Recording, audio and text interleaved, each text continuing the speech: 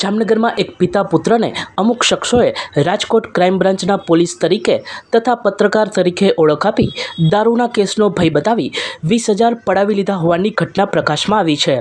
આ તોડકાંડમાં સામેલ નકલી પોલીસ અને કથિત પત્રકાર સહિતના આરોપીઓને પોલીસે ઝડપી લીધા છે।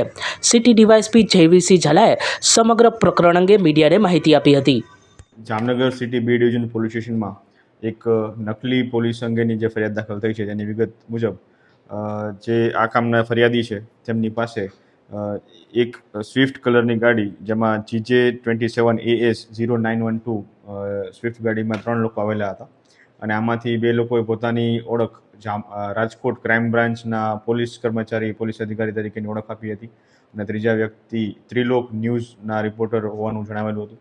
આ ત્રણેય વ્યક્તિઓ દ્વારા આ જે ફરિયાદી છે ફરિયાદીને એની પાસેથી આશરે 50,000 રૂપિયા અને એમાં કોઈ પ્રોહિબિશનના એટલે કે દારૂના ખોટા કેસમાં ફસાવી દેવા બાબતના જણાવવામાં આવેલું હતું અને જો આમ કરવામાં નહીં આવે તો એના વિરુદ્ધ આ પ્રકારનો કેસ કરવામાં આવશે અને એની પાસેથી 50,000 રૂપિયાની માંગણી કરવામાં આવી। જ્યારે જે આ કામના ફરિયાદી છે એની સાથે રકઝક કરી અને અંતે 20,000 રૂપિયા એની પાસેથી લેવામાં આવેલા હતા।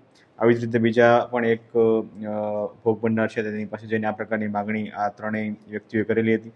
આ બાબતની ફરિયાદ સિટી બી ડિવિઝન પોલીસ સ્ટેશનમાં દાખલ થયેલી છે, જેમાં ભારતીય ન્યાય સંહિતાની કલમ 204, 308, 267, 351(2) અને 61(b) મુજબ ગુનો દાખલ કરવામાં આવેલો છે અને હાલ ત્રણેય આરોપીઓની અટક કરી અને રિમાન્ડની તજવીજ હાથ ધરવામાં આવી છે। દ્વારકાના જગત મંદિરે ગર્ભગૃહના દ્વાર સોનાથી મઢાઈ ગયા છે।